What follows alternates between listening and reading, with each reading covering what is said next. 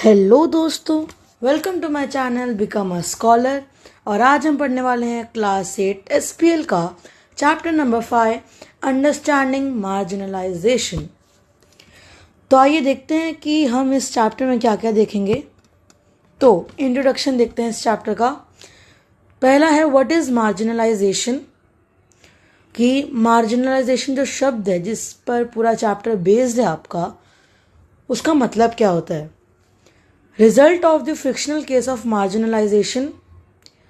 Who are Adivasis, culture and tradition of Adivasis. मतलब हम basically दो ग्रुप्स देखेंगे इस चैप्टर में जो कि मार्जिनलाइजेशन को फेस करते हैं।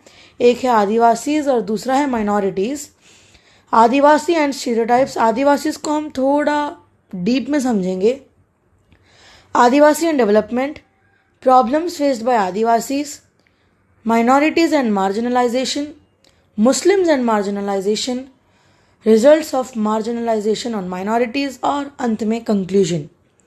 और minorities में भी बेसिकली मुस्लिम्स को हम जानेंगे कि मुस्लिम्स जो कि आज के समय में माइनॉरिटी नहीं है, फिर भी हमारे देश भारत में इन्हें एक माइनॉरिटी समझा जाता है और रिसोर्सेज इन्हें नहीं मिलते हैं। तो इतना ही है सिर्फ इंट्रोडक्शन में। अगर कोई भी डाउट है तो आप कमेंट सेक्शन में ज़रूर पूछ सकते हैं। नेक्स्ट वीडियो से हम शुरू करेंगे what is marginalisation. What is marginalisation. तो बेसिकली मार्जिनलाइजेशन इतना बड़ा शब्द है क्या। Marginalisation is a section of a society which is vulnerable to problems. तो मार्जिनलाइजेशन एक कॉर्नर है सोसाइटी का जो कि प्रोन है प्रॉब्लम से, जहाँ पर दिक्कतें काफ़ी आसानी से आ सकती है लोगों को।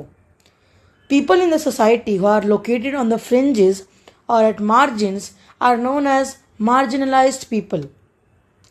जो लोग रहते हैं कहाँ पर, जो कि वेल डेवलप्ड एरियाज नहीं हैं, बैकवर्ड एरियाज हैं, या लोग रूढ़िवादी टाइप के जो होते हैं, एग्जॉटिक प्रिमिटिव, और उन्हें फिर मार्जिन्स पर समझा जाने लगता है लोगों द्वारा। जो अपर कास्ट या जो डोमिनेंट सोसाइटी या मेन स्ट्रीम सोसाइटीज़ को बोलते हैं, वो लोग जो फ्रिंजेस या मार्जिन्स पर होते हैं उन्हें मार्जिनलाइज्ड पीपल कहते हैं।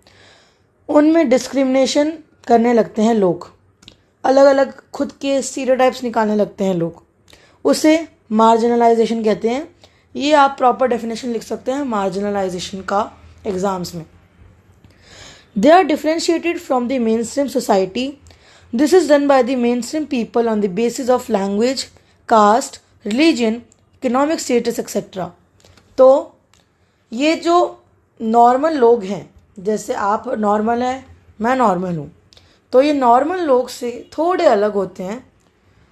जैसे हम डिसेबल्ड लोगों को डिसेबल्ड आजकल नहीं कहते, डिफरेंटली एबल्ड कहते हैं, कि उनमें क्वालिटी है पर एक यूनिक क्वालिटी है। वैसे ही जो फ्रिंजेस है, जो मार्जिन्स पे लोग हैं, उनमें अलग क्वालिटी है पर लोग उन्हें अच्छा नहीं समझते या मार्जिनलाइज या डिस्क्रिमिनेट करते हैं, जो कि गलत है। और क्यों करते हैं मेन स्ट्रीम पीपल के लोग, क्योंकि जो लोग जो मार्जिन्स पर रहते हैं या जो रिसोर्सेज को अडाप्ट नहीं कर पाता है, रूढ़िवादी जिसे हम कहते हैं, वो उनकी लैंग्वेज अलग है, उनका कास्ट अलग है, रिलीजन अलग है, उनका इकोनॉमिक स्टेटस काफ़ी पुअर है। इसकी वजह से मार्जिनलाइजेशन होता है, जो कि बिल्कुल भी नहीं होना चाहिए। ठीक है। Marginalised people do not have access to common resources and opportunities. तो जो मार्जिनलाइज्ड लोग हैं उनके पास कॉमन रिसोर्सेज, जो बेसिक नीड्स हैं लोगों की, और जो जॉब अपॉर्चुनिटीज़ है, लाइवलीहुड है, उनका एक्सेस ही नहीं है, उनके पास वो चीज़ है ही नहीं। उनको कैसे ना कैसे करके अपना जीवन यापन करना पड़ता है। बहुत मुश्किल है उन लोगों के लिए। उन्हें सोसाइटी द्वारा हेटेड माना जाता है, वो हेट मिलता है उन्हें सोसाइटी से, जबकि उन्होंने कुछ किया भी नहीं है ऐसा सोसाइटी के लिए, कुछ गलत काम नहीं किया। अगर कुछ गलत काम किया है मान लो, तब तो आपको हेट मिलेगा, ऑफ कोर्स, सीधी सी बात है। पर अगर आपने कुछ किया नहीं, आप चुपचाप बैठे हो एक जगह पर, फिर भी लोग आपको हेट करें, तो आपको वो रेज देखने को मिल सकता है। They feel a sense of inability and disadvantage. सीधी सी बात है, अगर लोगों को कॉमन रिसोर्सेज और अपॉर्चुनिटीज़ नहीं मिलेंगी, जो मार्जिनलाइज लोग हैं उन्हें ऐसा लगेगा कि हम दूसरे लोगों से अलग है, लोग हमें अलग से ट्रीट करते हैं, हम में कुछ कमी है। तो जो मार्जिनलाइज्ड हैं उन्हें ऐसा लगेगा कि हम कहीं तो चूक रहे हैं या हमारे में कोई डिसएडवांटेज है जिसकी वजह से ये लोग हमें इक्वल नहीं मान रहे हैं। वो लोग ऐसे इनएबिलिटी जैसा सेंस करते हैं। तो यही था marginalisation. What is marginalisation basically. अगला है जो है फ्रिक्शनल केस ऑफ मार्जिनलाइजेशन। सिर्फ रिजल्ट पढ़ेंगे हम, आपकी बुक में पूरा ऐसे कॉमिक टाइप ऑफ दिया है, तो उससे हम अगले वीडियो लेक्चर में कवर करेंगे। अगर कोई भी डाउट है व्हाट इज़ मार्जिनलाइजेशन में, तो आप प्लीज़ ज़रूर से पूछिएगा। Till then, good bye, take care, thank you very much. Hello and welcome back to my channel. Frictional case of marginalisation. हम सीधा सीधा रिजल्ट पढ़ते हैं इसका। अगर हम वो पढ़ने जाएंगे तो काफ़ी लंबा हो जाएगा ये वीडियो लेक्चर। तो Dadu and others were forced to leave their forest and were marginalised by the company wallahs. तो दादू और जो बाकी के लोग थे, जो मतलब नेबर्स थे दादू के, जो मतलब काम करते थे उनके फॉरेस्ट्स में या उनके साथी थे आप कह सकते हो, वो लोग आदिवासी फैमिली से बिलोंग करते थे सभी लोग। और कंपनी वाला यानी ब्रिटिश ऑफिशियल्स की बात हो रही है इधर। तो ब्रिटिश ऑफिशियल्स ने उन्हें एग्जॉटिक प्रिमिटिव समझा, ऐसे इनएबिलिटी या गंदे लोग जिसे हम कह सकते हैं वैसा समझा कि अरे इन्हें तो क्या ही पता है या ये क्या ही कर सकते हैं। तो उन्हें मार मार के फॉरेस्ट से बाहर भगाया और उन्हें मार्जिनलाइज्ड, डिस्क्रिमिनेट किया। जो लैंड उनकी पूर्वजी ज़मीन है, जो वो सालों से उन पर टिल करते आ रहे हैं, उनसे उन्हें निकाला गया, फोर्स किया गया कि कहीं और शिफ्ट हो जाके वो लोग।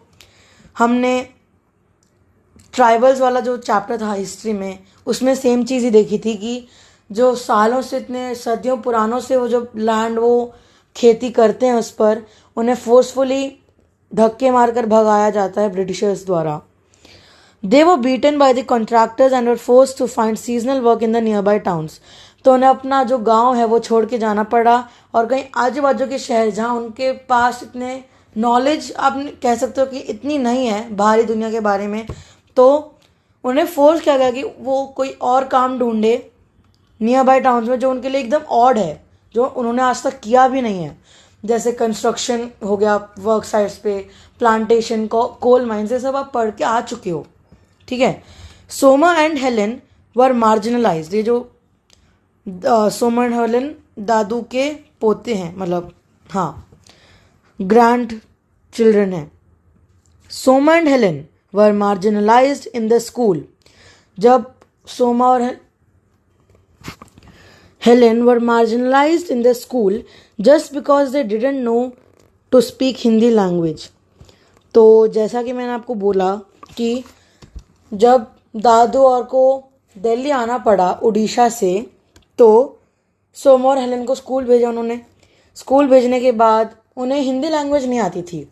बाकी सभी बच्चों को क्लास में हिंदी लैंग्वेज आती थी, पर वे लोग दोनों बच्चे, क्योंकि वो संथाल ट्राइब से थे, संथाली थे, आदिवासी, तो उन्हें संथाली बोलनी आती थी पर हिंदी नहीं आती थी। इसकी वजह से उन्हें मार्जिनलाइज किया गया बच्चों द्वारा कि अरे तो हमसे अलग हैं या ये तो अपने जैसे नहीं हैं, इनको हम अलग तरीके से ट्रीट करेंगे। तो मार्जिनलाइजेशन में यही होता है कि आपको एक अलग तरीके से ट्रीट किया जाना, जो कि नहीं होना चाहिए। At the end the children are hoping themselves to show the people outside that the Adivasi culture to is very rich and want to teach them about the religion. मतलब जो सोमा और हेलेन है वो एक डेडिकेशन ढूंढते अपने अंदर कि वो बाहरी दुनिया को दिखाएंगे कि आदिवासी कल्चर सिर्फ डांस तक ही सीमित नहीं है, सिर्फ कलरफुल कॉस्ट्यूम्स और लैंग्वेज तक ही सीमित नहीं है। आदिवासी कल्चर बहुत ज़्यादा रिच है, बहुत ज़्यादा। और वो अपने रिलीजन के बारे में, जो संथाल रिलीजन है, संथाल ट्राइब्स का रिलीजन कल्चर, वो समझाना चाहते हैं नॉर्मल बच्चों को। तो काफ़ी अच्छी बात है फिर बाद में जो सोमा है वो कहती है कि मैं एक मूवी बनाऊंगी बड़ी होके जो कि होगी एन आदिवासी फैमिली, आदिवासी स्टोरी। तो यही था फ्रिक्शनल केस ऑफ मार्जिनलाइजेशन का रिजल्ट। एज सच इतना इंपॉर्टेंट नहीं है, पर आपको एक बैकग्राउंड मिल जाता है कि मार्जिनलाइजेशन होता कैसे है। तो आई होप कोई डाउट नहीं होना चाहिए इसमें। अगर फिर भी कोई डाउट है तो आप प्लीज़ कमेंट सेक्शन में पूछ सकते हैं। Till then thank you very much. Hello and welcome back to my channel become a scholar. आज हम पढ़ रहे हैं understanding marginalisation who are Adivasis. काफ़ी इंपॉर्टेंट टॉपिक है एग्जाम पॉइंट ऑफ व्यू से, तो काफ़ी ध्यान से पढ़िए, काफ़ी बड़ा टॉपिक भी है। The term Adivasi is made up of 2 words, आदि प्लस वासी, which literally means original inhabitants. They are also referred to as tribals. तो आदिवासी मतलब आदिकाल से जंगलों में रहने वाले वासी, आदिकाल से यानी पुराने ज़माने से रहने वाले वासी जो रहते हैं, आदि प्लस वासी, विच लिटरली मीन्स ओरिजिनल। आदि मतलब ओरिजिनल, प्रिमिटिव भी कह सकते हो। वासी मतलब हैबिटेंट्स जो रहते हैं, inhabitants. They are also refer to as tribals. Tribals एक ग्रुप होता है, आदिवासी कम्युनिटी होती है, एक ही बात है। They are the groups who have a close association with forest. उनका खाना पीना, रहन सहन, लाइवलीहुड, उनका पैसे कमाने का जरिया आप कह सकते हो, सब कुछ फॉरेस्ट, ट्रीज, टिम्बर से एसोसिएटेड है। कुछ भी फॉरेस्ट के बाहर से कुछ भी नहीं है कि आप जाओगे बाहर, वो कोल माइन में काम कर रहे हैं, आपको दिखेंगे। आजकल दिखता है, वो होना नहीं चाहिए पर दिखता है, ठीक है। Who have a close association with forest. There are around 8% population of Adivasis in India. अगर 100 लोग हैं इंडिया में तो 8 लोग उसमें से आदिवासीज हैं। तो काफ़ी आप कह सकते हो मॉडरेट पॉपुलेशन है आदिवासीज का, ना ज़्यादा है ना ही कम। तो India's most important mining and industrial centres are located in Adivasi areas. For example, Jamshedpur, Rourkela, Bokaro etcetera. तो हमने इंडस्ट्रीज चैप्टर में हम पढ़ के आए हैं कि गवर्नमेंट एक सैंक्शन प्रोवाइड करती है इंडस्ट्रीज जो वर्कर्स हैं, जो कॉन्ट्रैक्टर्स हैं या ओनर्स जिसको आप कह सकते हो, ताकि वो अपनी इंडस्ट्रीज बैकवर्ड एरियाज में सेटअप करे ताकि वहाँ पर इंडस्ट्रियलाइजेशन हो। पहले जो ये एरियाज है जमशेदपुर, झारखंड, रूरकेला, बोकारो, ये सब वेल डेवलप्ड नहीं थे, इंडस्ट्रियलाइज नहीं थे, यहाँ कोई ज़्यादा डेवलपमेंट नहीं था। पर जब से यहाँ पे इंडस्ट्रियल सेंटर्स आए हैं, ये आदिवासी का एरिया था पहले पूरा, जमशेदपुर, रूरकेला, बोकारो, पर जब यहाँ पे इंडस्ट्रीज आई हैं तो काफ़ी इकोनॉमिक बूम देखने को मिला है इन सभी जगह पर। इसलिए जो important mining and industrial centres है वो आदिवासी एरियाज में लोकेटेड है, क्योंकि आदिवासी एरियाज़ को बैकवर्ड एरियाज़ जो कि डेवलप्ड नहीं है, क्या कह सकते हैं, अनसिविलाइज्ड एरिया है, उसे आदिवासी एरियाज़ के अंडर माना जाता है। तो ये कुछ एग्जांपल्स है जमशेदपुर, रूरकेला, बोकारो। आगे हम स्टेट्स भी देखेंगे कौन कौन से स्टेट्स में आदिवासी की पॉपुलेशन सबसे ज़्यादा पाई जाती है। So there are around 500 Adivasi groups in India. More than 500 से ज़्यादा ग्रुप्स हैं आदिवासीज के इंडिया में। मतलब 500 अलग अलग कैटेगरी के आदिवासीज हैं। मतलब संथाल, फॉर एग्जांपल संथाल, भील्स, गोंड्स, ओराउंस, बहुत सारे हैं ऐसे। आप नाम याद करने जाओगे तो बहुत बड़ी कैटेगरी आपको दिखेगी सामने, पर हम कुछ ही नाम याद रखेंगे ताकि एक एग्जाम्पल लिखने को हो जाए एग्जाम्स वगैरह में। Some of the states where Adivasis thrive the most are Chhattisgarh, Jharkhand, Odisha, Madhya Pradesh, West Bengal, Arunachal Pradesh, Gujarat, Maharashtra, Assam etcetera. तो कुछ स्टेट्स जहाँ पे आदिवासी सबसे ज़्यादा पाए जाते हैं वो है छत्तीसगढ़, झारखंड, ओडिशा। ओडिशा में 60 अलग अलग टाइप्स के आदिवासी, 60 अलग अलग ट्राइबल ग्रुप्स पाए जाते हैं।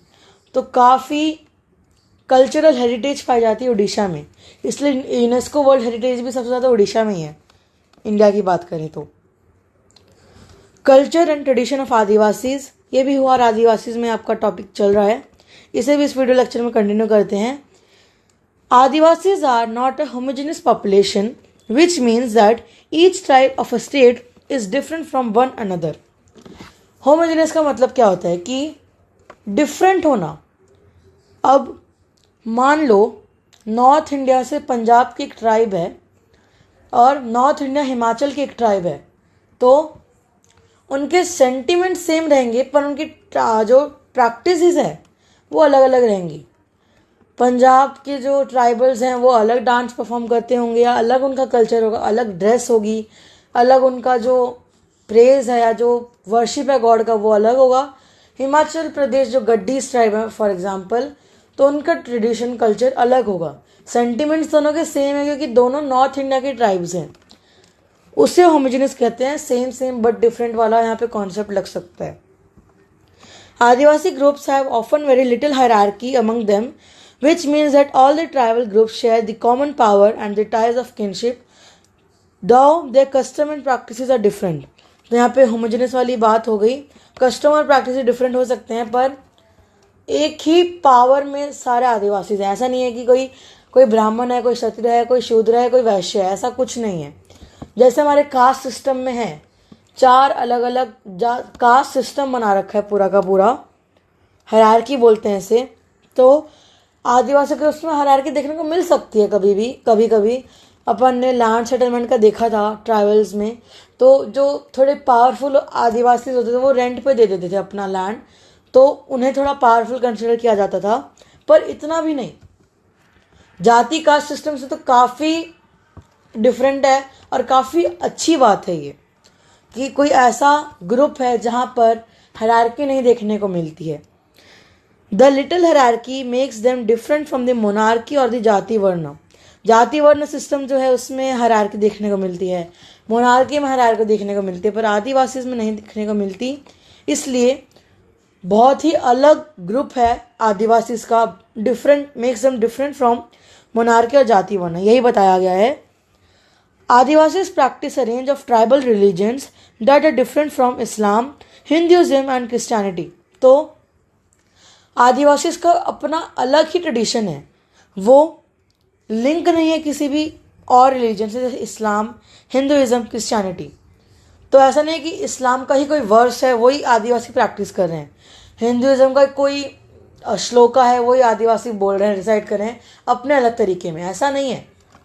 आदिवासी का culture, tradition, worship of god ही अलग है, टोटली डिफरेंट है। These involve the worship of ancestors, village and natural spirits involve rivers, mountains, animals etcetera.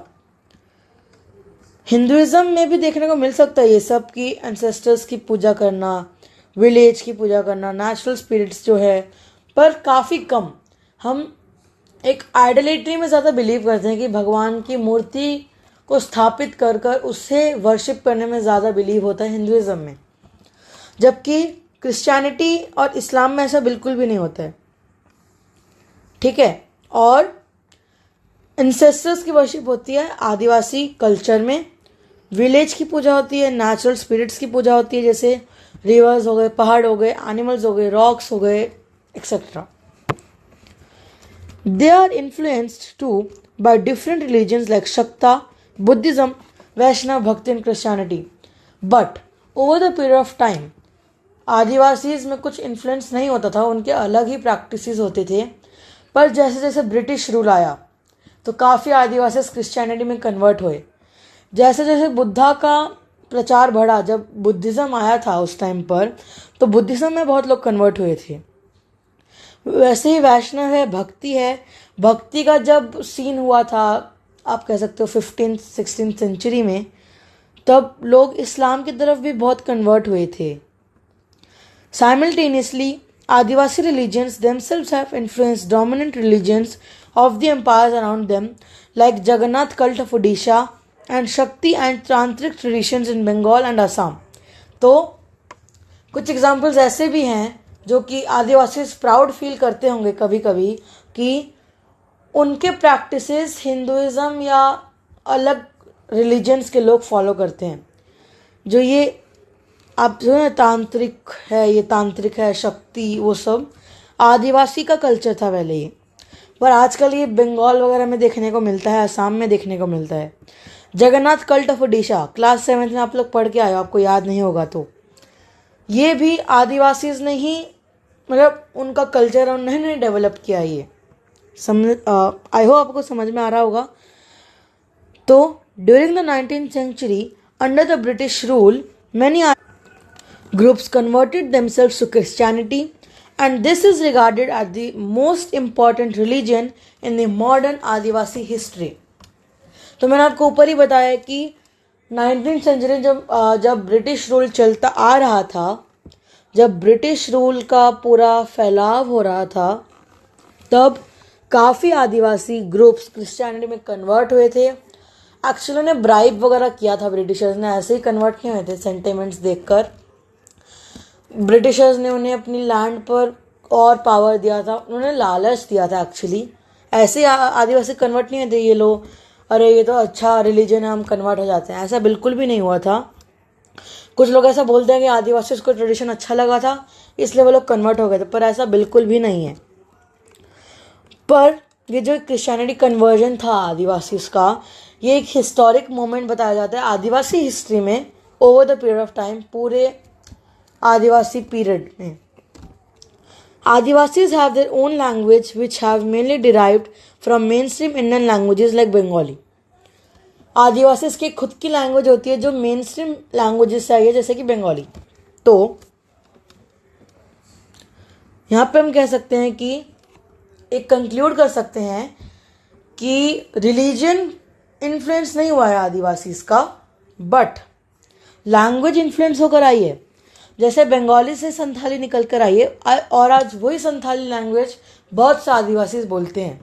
Fact देखते हैं, Santhali has the largest number of speakers and have a significant body of publications including magazines on the internet और इन ई-ज़ाइन्स। तो संथाली की खुद की publication body है कि संथाली में मैगजीन्स प्रिंट होकर आती है संथाली लैंग्वेज में, और संथाली न्यूज़पेपर्स भी हैं। तो आप देख सकते हो जैसे बंगाली, इंग्लिश, हिंदी में न्यूज़पेपर्स आते हैं, वैसे संथाली में भी आते हैं। तो संथाली एक पॉपुलर लैंग्वेज आप बोल सकते हो आदिवासी के अमंग, और बहुत सारे लोग भी बोलते भी हैं ऐसे। तो यहाँ पे आप फोटो देख सकते हो संथाल ट्राइब का और भील ट्राइब का। संथाल ट्राइब यहाँ पे अपने वेपन्स लेकर नाचते हैं, और यहाँ पे भील ट्राइब पूरे डेकोरेटेड एकदम उनके कॉस्ट्यूम्स में खड़े आपको दिख रहे हैं। तो यही था आदिवासीज का पूरा हु आर आदिवासीज।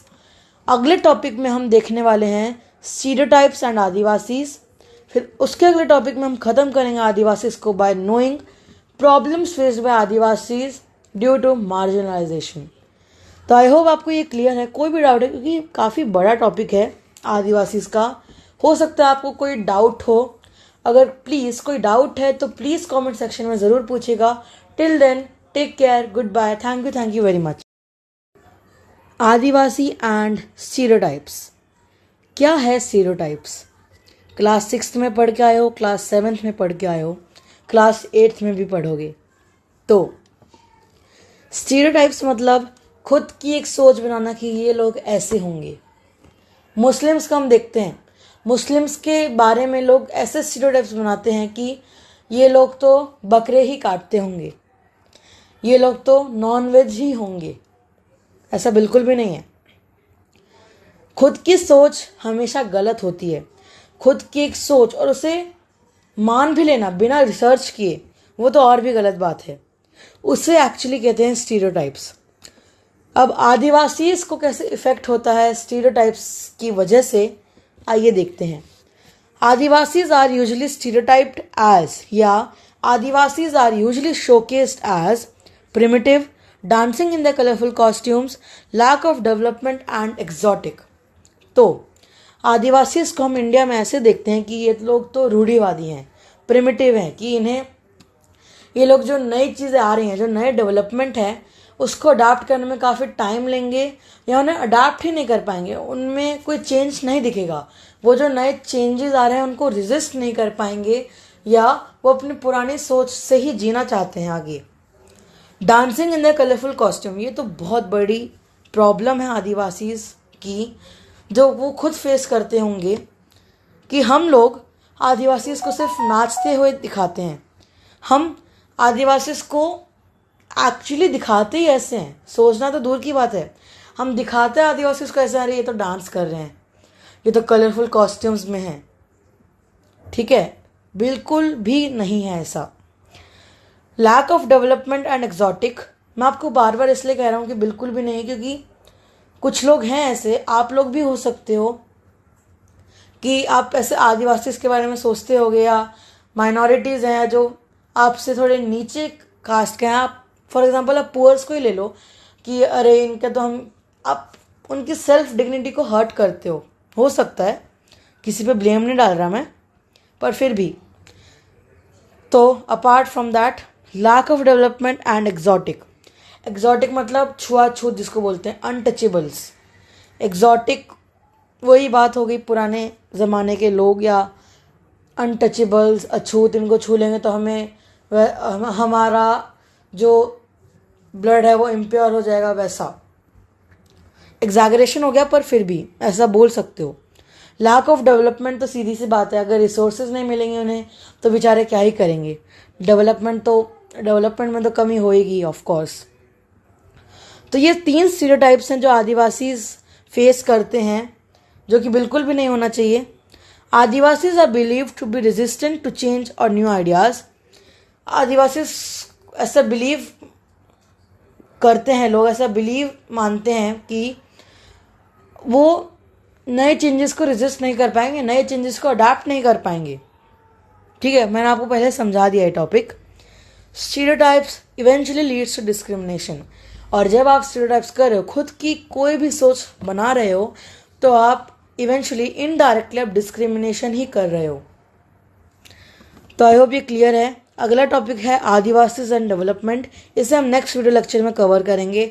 कोई भी डाउट है इस टॉपिक में, आदिवासी एंड स्टीरियोटाइप्स में, तो आप कमेंट सेक्शन में पूछ सकते हैं। Till then, thank you very much. Hello दोस्तों, welcome to my channel become a scholar. मैं हूं आपका यंग एजुकेटर पुलकित, और आज हम देख रहे हैं आदिवासीज एंड डेवलपमेंट हम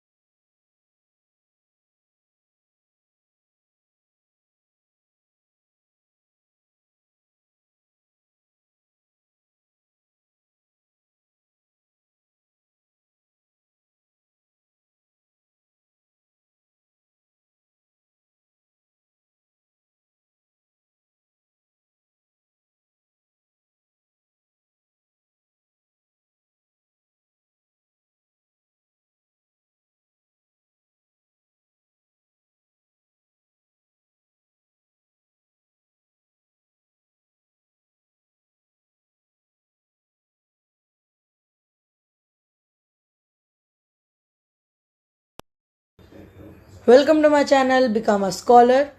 पढ़ रहे हैं हम what happened after post colonial rule.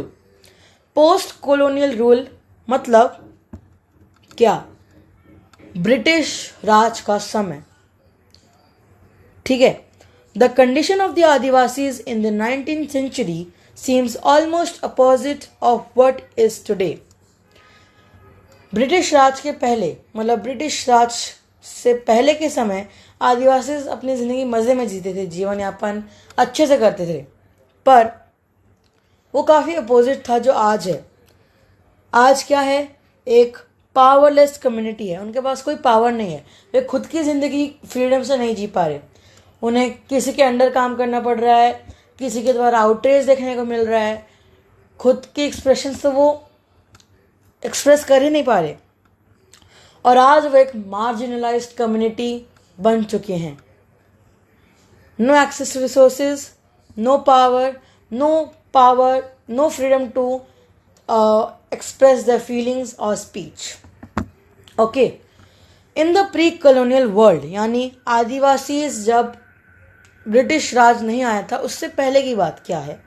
They were hunters and gatherers and nomads and lived by shifting cultivation and settled cultivation too। तो वो ब्रिटिश राज से पहले के समय वो लोग हंटर्स और गैदरर्स थे, हंट करते थे, आपने पढ़ा है 6th स्टैंडर्ड में, और नोमैड्स की तरह घूमते थे in search of food and lived by shifting cultivation and settled cultivation too. But suspense आता है इधर, but after 200 years in the post-colonial world, they are forced to settle in their towns। Frictional case में देखा था दादू को कैसे force किया गया था कि ओडिशा से हटकर कहीं और टाउन में जाने का, तो वही हुआ बाकी आदिवासी के साथ भी। दादू उनमें से एक थे। The change in the forest laws to destroyed Adivasis way of living. तो फॉरेस्ट लॉज में बदलाव आए। जो फॉरेस्ट थे, रिजर्व फॉरेस्ट एक कॉमन रिसोर्स माना गया फॉरेस्ट को, और रिजर्व कर दिया गया फॉरेस्ट को टिम्बर के लिए, सिर्फ टिम्बर के लिए, और आदिवासी को रिस्ट्रिक्ट कर दिया उस एरिया से। And destroyed Adivasi way of living. Adivasi तो भाई टोटली डिपेंडेंट थे फॉरेस्ट पर, original inhabitants with close association with forest है उनका तो, और आप उन्हें फॉरेस्ट से ही बाहर निकाल रहे तो आदिवासी का culture, tradition, life destroy of course होनी थी। They were migrated as workers in plantations और इन कंस्ट्रक्शन साइट्स। उन्हें काम ढूंढते ढूंढते इतना दूर जाना पड़ा कि उन्हें एक और जॉब करनी पड़ी जो उन्हें आता भी नहीं है। फॉर एग्जाम्पल प्लांटेशन हो गया, कंस्ट्रक्शन साइट्स हो गया, industries and as domestic workers, domestic helpers, और कोल माइन्स भी हो सकता है। Now they had no access to the forest and its valuable produce. तो आप आज देखोगे फॉरेस्ट में आदिवासी बहुत कम रहते हैं, पर एक ऐसे इनहैबिटेड लैंड में रहते हैं जो किसी का भी नहीं है। फॉरेस्ट में नहीं रहते आजकल आदिवासी। अब ब्रिटिशर्स ने उनका वे ऑफ थिंकिंग चेंज कर दिया पूरा। आदिवासी को इतने लंबे समय तक फॉरेस्ट से बाहर रखा कि जो क्लोज एसोसिएशन था फॉरेस्ट से वो अब बहुत कम हो चुका है। और ये जो डेवलपमेंट हुए, सो कॉल्ड डेवलपमेंट्स हुए पोस्ट कॉलोनियल रूल के बाद, कहीं ना कहीं रेवोल्यूशन आया कंट्री में, हमारे लोगों को फ़ायदा भी हुआ, नुकसान भी हुआ, पर आदिवासी को सबसे ज़्यादा प्रॉब्लम्स फेस करनी पड़ी, आदिवासी को सबसे ज़्यादा नुकसान झेलना पड़ा। क्या थे वो प्रॉब्लम्स? तो प्रॉब्लम्स फेस्ड बाय आदिवासीज, कितने प्रॉब्लम्स हैं आपके पास? 2 प्रॉब्लम्स है, main problems, losing the land और other consequences. Forest lands were cleared for timber, agriculture and the setup of industries. तो फॉरेस्ट लैंड जो था वो क्लियर किया गया, जो डिफॉरेस्टेशन हुआ टिम्बर के लिए, एग्रीकल्चर को एक्सपैंड करने के लिए और इंडस्ट्री सेटअप करने के लिए, जो आज बहुत ज़्यादा दिख रहा है, जो कि हमारे नेचर को पल्यूट कर रहा है, डिस्ट्रॉय कर रहा है और ग्लोबल वार्मिंग को लीड कर रहा है। The lands where Adivasis lived were rich in minerals and other natural resources.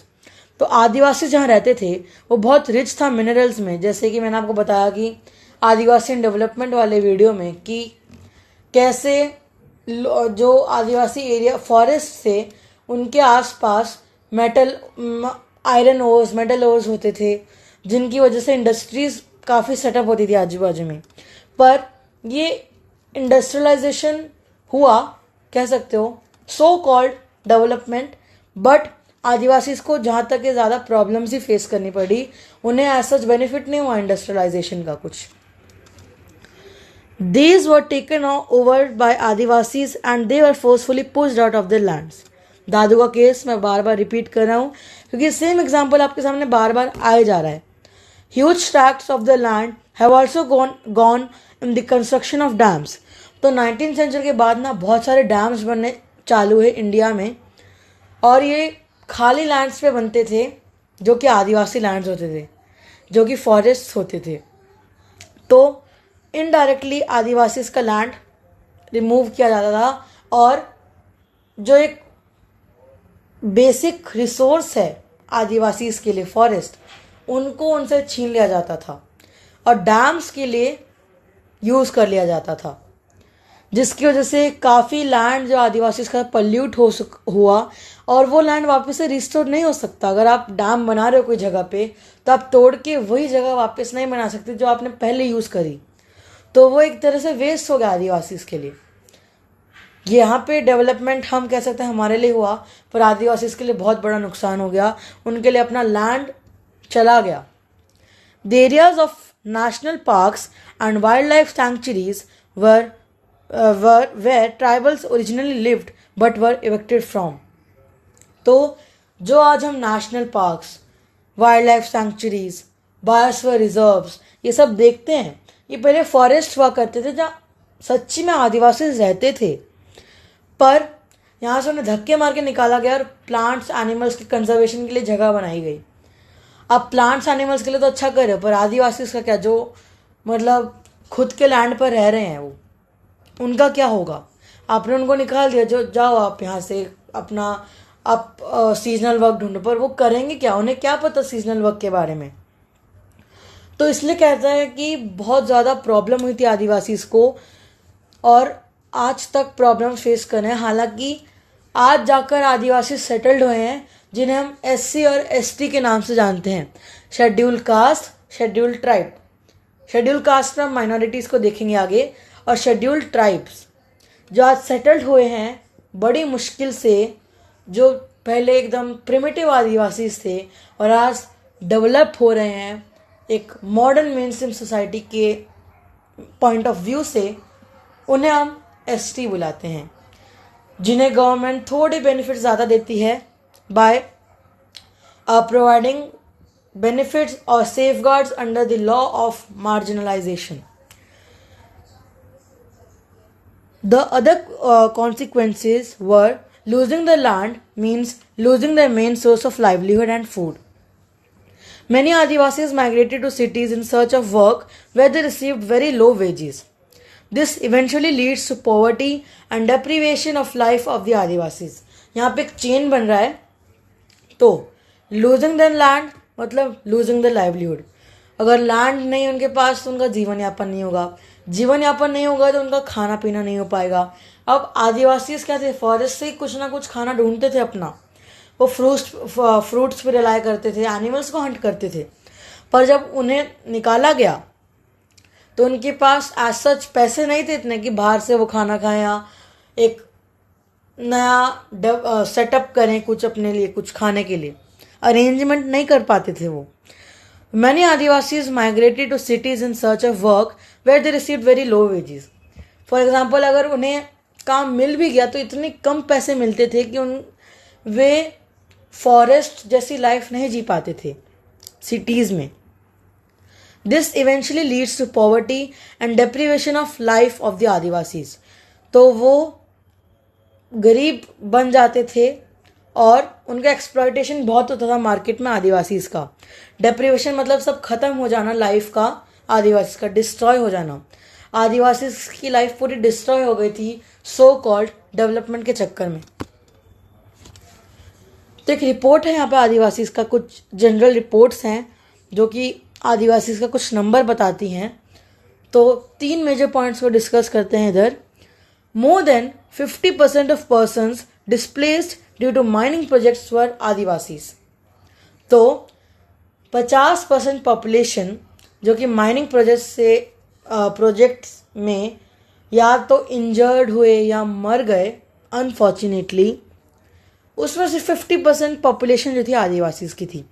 Mining projects जो होते हैं काफ़ी खतरनाक होते हैं, हेल्थ इश्यूज काफ़ी होते हैं उसको लेकर, और डेथ्स भी जल्दी हो जाती थी जो माइनिंग में काम करते थे, जो वर्कर्स थे।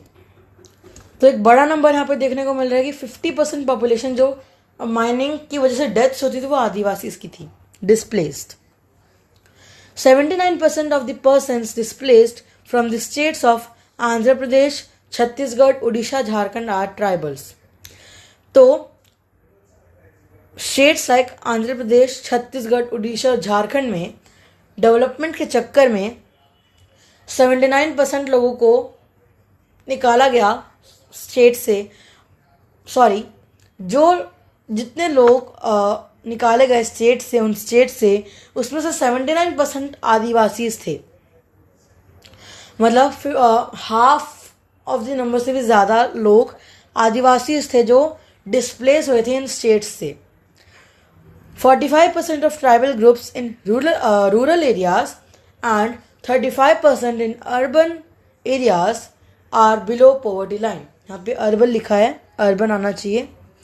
45% of tribal groups in rural areas are below poverty line, मतलब वो इतने गरीब हैं कि उन्हें BPL की जरूरत पड़ती है, बिलो पॉवर्टी लाइन, जो कि गवर्नमेंट की स्कीम है जिससे आपको थोड़े बेनिफिट्स मिलते हैं। तो जो कि अच्छी बात नहीं है, आपको बेनिफिट्स मिल रहे हैं वो अलग बात है, पर एक सोशल स्टेटस के हिसाब से बिल्कुल भी अच्छी बात नहीं है। 45% ट्राइबल ग्रुप्स रूरल एरियाज़ में और 35% ट्राइबल ग्रुप्स अर्बन एरियाज़ में BPL का यूज़ करते हैं और पॉवर्टी से जूझ रहे हैं। तो ये काफ़ी हार्श नंबर है आदिवासीज़ का, और काफ़ी बड़ा नंबर है। ऐसा नहीं कि 2-3%, 4-5% है, तो काफ़ी बड़ा नंबर है। तो आई होप आपको ये समझ में आया होगा पूरा development, problems faced by Adivasis, pre colonial world, post colonial world, क्या हुआ आदिवासी के साथ। ये रिपोर्ट थोड़ा सा नंबर मैंने आपको समझाया। अगर कोई भी डाउट है तो please please please comment section में ज़रूर पूछिएगा। Till then keep learning, stay connected. Thank you very much. और हम अगले वीडियो लेक्चर से शुरू करने वाले हैं इस चैप्टर का दूसरा पहलू, जो कि है minorities. Good bye. Hello everybody. तो हम शुरू करते हैं माइनॉरिटीज़ एंड मार्जिनलाइजेशन। तो सबसे पहले टॉपिक समझने से पहले हमें समझना होगा कि माइनॉरिटीज़ कौन होते हैं। तो communities who are numerically small in relation to the population और रिलीजन ऑफ द कंट्री। तो एक ग्रुप लोगों का जो कि अमाउंट में, जो कि नंबर्स में काफ़ी छोटा है पॉपुलेशन से या रिलीजन से। फॉर एग्ज़ाम्पल, अगर 100 लोग हैं उसमें से 70 हिंदू हैं, 20 मुस्लिम हैं और 10 सिख हैं, तो मुस्लिम और सिख माइनॉरिटीज़ में होंगे। और वो ऐसे कम्युनिटी है जो कि न्यूमेरिकली स्मॉल है in relation with population and linked with religion. तो पॉपुलेशन की बात हो रही है पर रिलीजन के बेसिस पर हो रही है। Minorities on which basis? Linguistic, religious. Religious में हिंदू, मुस्लिम, सिख, ईसाई ये सब होगा। लिंग्विस्टिक यानी लैंग्वेजेस। अगर सोमा और हेलन के साथ क्या हुआ था? लिंग्विस्टिक मार्जिनलाइजेशन हुआ था। तो वही चीज़ है कि अगर आप लैंग्वेज अलग बोल रहे हैं और कास्ट के ग्रुप से, यानी मतलब अगर 100 लोग में से 50 लोग हिंदी बोल रहे हैं, 20 लोग उर्दू बोल रहे हैं, 10 लोग फारसी बोल रहे हैं, तो हिंदूज जो हिंदी बोल रहे हैं वो मेजॉरिटी में हैं और जो बाकी के लोग हैं वो माइनॉरिटीज़ में, उन्हें मार्जिनलाइजेशन फेस करना पड़ सकता है। How they are marginalized? It faces issues of power, no access to resources and social cultural dimensions, they are at vulnerable end. तो जैसे आदिवासी के साथ होता है कि उन्हें पावर नहीं है, बेसिक एक्सेस नहीं है रिसोर्सेज का, जो बेसिक रिसोर्सेज होते हैं, सोशल कल्चरल डायमेंशंस उन्हें डिफ्रेंशिएट किया जाता है सोशल स्टेटस पर, कल्चरल बेसिस पर, और वो एक वल्नरेबल एंड पर है। वल्नरेबल एंड मतलब कि काफ़ी प्रोन है प्रॉब्लम से, कि उन्हें प्रॉब्लम्स जल्दी फेस करनी पड़ सकती हैं, जहाँ तक कि मेन स्ट्रीम सोसाइटी को नहीं करनी पड़ती इतनी प्रॉब्लम्स फेस। हाँ, कभी कभी ऐसा होता है कि अपर मेन स्ट्रीम सोसाइटी के लोग लोअर मेन स्ट्रीम सोसाइटी को डोमिनेट करते हैं, पर वैसा डोमिनेशन नहीं होता, उसे मार्जिनलाइजेशन नहीं कह सकते हम, उसे डोमिनेशन ज़रूर बोल सकते हैं। तो सबसे बड़ा सवाल जो उठता है वो है, why constitution provide safeguards to protect minorities. अब माइनॉरिटीज़ है वो तो है, सीधी सी बात है, अब थोड़ा बहुत तो चलता रहता ही है कि मेजॉरिटी थोड़ा तो अपना पावर दिखाएगी माइनॉरिटीज़ पे। सेफ गार्ड्स क्यों पर, ऐसा इतना लॉ लाने की क्या जरूरत थी? तो size can be a disadvantage and can lead to marginalisation. यहाँ पे रीजंस बताए जा रहे हैं क्यों। तो साइज जो नंबर है वो एक बड़ा कारण हो सकता है मार्जिनलाइजेशन का। जो सेफ गार्ड्स हैं प्रोवाइड किए जाते हैं by constitution to protect minorities from the domination by majority. सीधी सी बात है, मेजॉरिटी का डोमिनेशन ना हो इसलिए सेफ गार्ड्स बनाए जाते हैं, ताकि माइनॉरिटीज़ को थोड़े बेनिफिट्स मिले और वो एक इक्वल पोजीशन पे आ सके मेजॉरिटी से, इक्विटी मिल सके सबको। Constitution provides safeguards to retain and protect the fundamental rights of the people, as Constitution also respects the cultural heritage and diversity of India। तो Constitution को ये इनडायरेक्टली करना भी पड़ता है, क्योंकि एक फंडामेंटल राइट है उनका कि right to equality, right to freedom of religion जो भी है। तो उस बेसिस पर अगर कोई सवाल उठाएगा तो कॉन्स्टिट्यूशन क्या जवाब देगी? कॉन्स्टिट्यूशन को एक सेफगार्ड रखना चाहिए ना, अगर कि माइनॉरिटीज़ के साथ कुछ हो रहा है। तो हमने तो वादा किया कि फंडामेंटल राइट्स है, राइट टू इक्वालिटी है, राइट टू फ्रीडम है, right to freedom of religion है, तो लोगों को वो मौका भी मिले एक्सेप्ट करने का, वो उस पोजीशन में हो वो फंडामेंटल राइट्स को होल्ड करने में। अगर उनके साथ ही डोमिनेशन हो रहा है तो फंडामेंटल राइट्स किस काम के माइनॉरिटीज़ के लिए? और साथ ही साथ constitution of India equals to diversity of India. India एक डाइवर्स कंट्री है, डाइवर्सिटी मिलती है सबसे ज़्यादा इंडिया में। तो in order to protect that, minorities को प्रोटेक्ट करना काफ़ी ज़रूरी है। आई होप आपको समझ में आया होगा कि माइनॉरिटीज़ कौन होते हैं, मार्जिनलाइजेशन कैसे होता है उनके साथ, और क्यों कॉन्स्टिट्यूशन सेफगार्ड्स प्रोवाइड करती है। अगले वीडियो लेक्चर में हम एक एग्जांपल के थ्रू समझेंगे मुस्लिम्स का। फिर एक कमेटी सेटअप की गई थी मुस्लिम्स के लिए, और सोशल मार्जिनलाइजेशन क्या क्या कर सकता है ये भी देखेंगे। थोड़े से टॉपिक्स बच्चे हैं जिनको थोड़ा टाइम लगेगा कवर अप होने में, पर हाँ चैप्टर आपको बहुत ही बढ़िया से समझ में आ जाएगा। अगर कोई भी डाउट है उन दोनों स्लाइड्स में तो आप मुझसे कमेंट सेक्शन में ज़रूर पूछ सकते हैं। Till then stay connected, keep learning. Thank you very much. Muslims and minorities. Population of Muslims in India 14.2% of India's population। तो इंडिया में पॉपुलेशन है 14.2% मुस्लिम्स की, जो कि कंपैरेटिवली काफ़ी कम है। They are a marginalised community. सीधी सी बात है, माइनॉरिटी है तो मार्जिनलाइजेशन तो होगा ही। They have been deprived of the benefits of socio-economic development and the basic amenities, literacy and public employment। तो एक ही चीज़ आपको टेक्स्ट बुक में बार बार रिपीट करके दी हुई है कि एक मेन पॉइंट ऑफ व्यू की तरफ आपको बताया जा रहा है कि मार्जिनलाइज लोगों के साथ क्या क्या होता है। सोशल और इकोनॉमिक डेवलपमेंट के बेनिफिट्स नहीं मिलते, बेसिक एम्यूनिटीज़ नहीं मिलती, लिटरेसी रेट काफ़ी कम होता है, पब्लिक एम्प्लॉयमेंट तो होता ही नहीं है। तो मुस्लिम्स के केस में आप देख सकते हैं, आपके टेक्स्ट बुक में आपको 3 टेबल्स दी गई हैं। बेसिक एम्यूनिटीज़ हैं, पब्लिक एम्प्लॉयमेंट है और एक स्कूलिंग का भी है उसमें। तो आपको वो ऑब्जर्व करना है और उसके हिसाब से हम कम्युनिटी ने क्या बोला। अभी जो तो आपको लिंक करना होगा जो तीनों tables.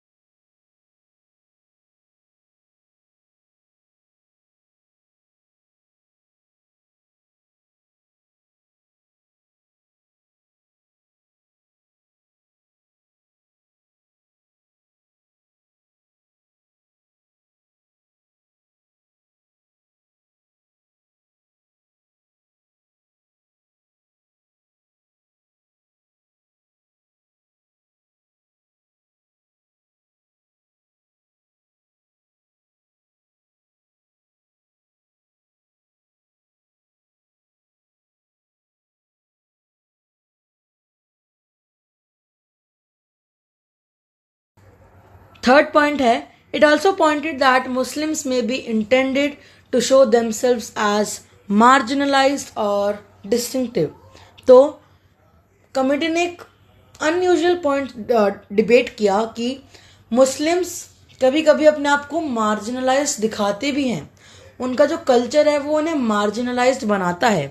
For example, some but not all may wear a burqa, wear a fez, and these become a way of identifying them separately. अब अगर कोई मुस्लिम बुर्का और फेस पहनता है तो उन्हें अलग से हम आइडेंटिफाई कर सकते हैं दूर से देख के ही कि अरे हाँ ये तो मुस्लिम है, इससे बात नहीं करनी चाहिए। अरे हाँ ये तो मुस्लिम है, ये तो अलग ही है, ये तो मुस्लिम ही है। मतलब हम उन्हें समझ लेते हैं दूर से देख के ही कि अरे हाँ ये तो मुस्लिम आ रहा है अपने पास। Because of this some people think that they are not like rest of us, कि हम जैसे रहते हैं मुस्लिम वैसे नहीं रहते, वो कुछ अपने ही अलग प्रैक्टिसेस करते हैं।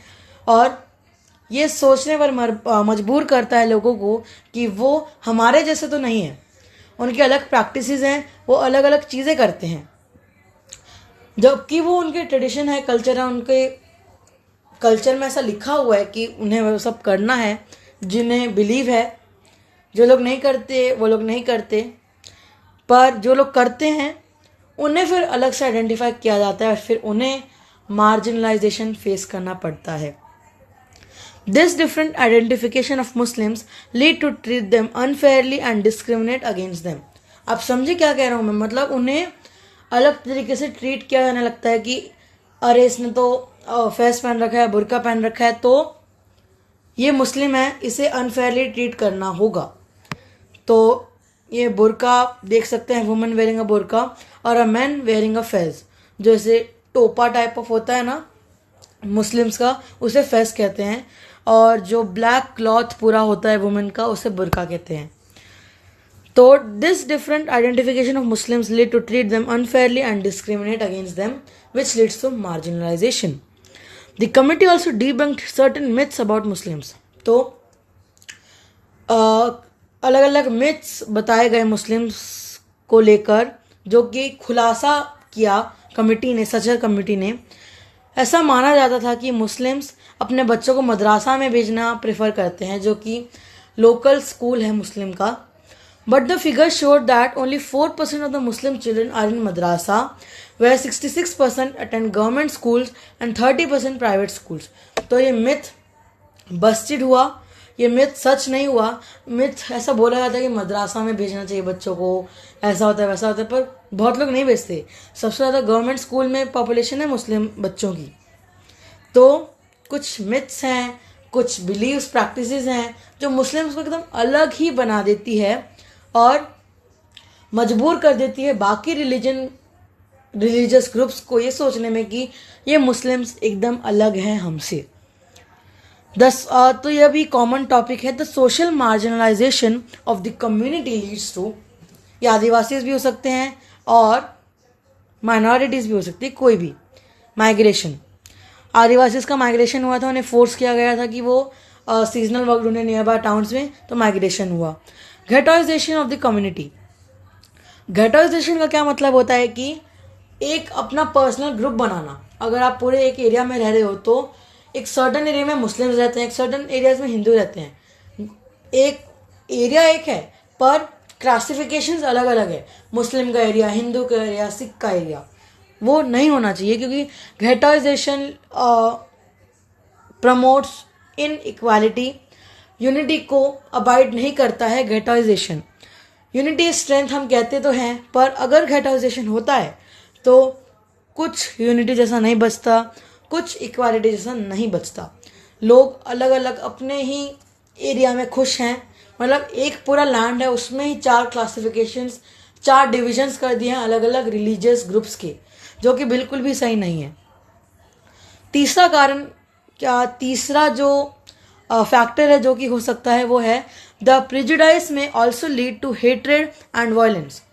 जो प्रिजुडाइस है या जो स्टीरियोटाइप्स है वो जो हो रहा है मुस्लिम्स के साथ या आदिवासीज के साथ, वो लोगों में अगर वो मास तरीके पे हुआ, अगर एक वाइड नेशन में फैला कि हाँ फैल चुका है, अगर कुछ लोगों तक सीमित है कि अरे हाँ ये तो मुस्लिम्स ऐसे हैं, तब वो हेटेड नहीं होता।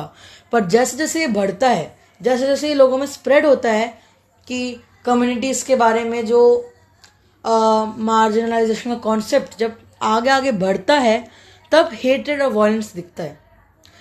हमारे इंडियन नेशनल मूवमेंट जो है 1947 का एरिया जब टाइम पीरियड है जो, उसमें भी ऐसा बहुत हुआ था कि मुस्लिम्स को हेट्रेड और वायलेंस मिलता था पहले, फिर बाद में यूनाइट हुए, फिर बाद में अलग पार्टीशन हो गया, जिसकी वजह से आज इतना हेट्रेड मुस्लिम्स को आज भी मिलता है। अगर पार्टीशन वगैरह नहीं हुआ होता तो आज सब भाई बहन होते, सब एक दूसरे के साथ ही होते, हिंदू मुस्लिम एक होता, कुछ अलग नहीं होता। तो ये आप फोटो देख के आप समझ सकते हैं कि कैसे डिफरेंटली हम आइडेंटिफाई कर सकते हैं। अब अगर आप दूर से इन वुमेन को देखेंगे तो आपको पता लगेगा कि हाँ ये तो मुस्लिम है। अब इन मैन को देखेंगे बैठे हुए तो दूर से आपको लगेगा कि हाँ ये तो मुस्लिम अंकल बैठे हैं, कि इन्होंने फेस पहन रखा है क्योंकि, और ये मुस्लिम ही होंगे। तो ये था मुस्लिम्स के बारे में, जो कि सर्टेन फैक्ट्स, इनर जो सीक्रेट्स हैं मुस्लिम्स के, आपको समझ में आए होंगे। अगर कोई भी डाउट है सोशल मार्जिनलाइजेशन के जो फैक्टर्स हैं, अगर उसमें कुछ डाउट है, क्योंकि वो बहुत इंपॉर्टेंट टॉपिक है, छोटा दिख रहा है आपको पर काफ़ी इंपॉर्टेंट है, अगर कोई भी डाउट है तो प्लीज़ कमेंट सेक्शन में पूछेगा। Till then stay connected, keep learning. Thank you very much. इसके बाद हमारा लास्ट टॉपिक बच रहा है जो कि है कंक्लूजन, जो कि हम आखिरी वीडियो लेक्चर में पढ़ेंगे इस चैप्टर के। Good bye. Conclusion, last topic अपने इस चैप्टर का। तो बेसिकली आपको इस वीडियो लेक्चर में पूरे चैप्टर की समरी निकालने की आपने पढ़ा क्या क्या। आइए देखते हैं। There are different reasons of a community to be marginalized and each experiences marginalization in a different way. तो अलग अलग तरीके हो सकते हैं, political factors, social economic factors, educational factors, religious and linguistic factors, जो अलग अलग फैक्टर्स हैं जो अलग अलग तरीके से मार्जिनलाइजेशन को अफेक्ट कर सकते हैं। Marginalization is linked to disadvantage, prejudice and powerlessness. अगर मार्जिनलाइजेशन फेस करना पड़ेगा लोगों को तो उन्हें डिसएडवांटेज होगा, प्रिजुडाइस होगा और पावरलेसनेस भी फील करनी पड़ेगी। Marginalized community want to preserve their cultural distinctiveness while having access to resources, rights with equal opportunities, and this is possible when the mainstream society too raise a voice for the marginalized. तो marginalized community को अपना cultural heritage तो preserve करना ही है, पर साथ साथ जो आज उन्हें नहीं मिल रहा है वो है access to resources, rights, fundamental rights और equal opportunities।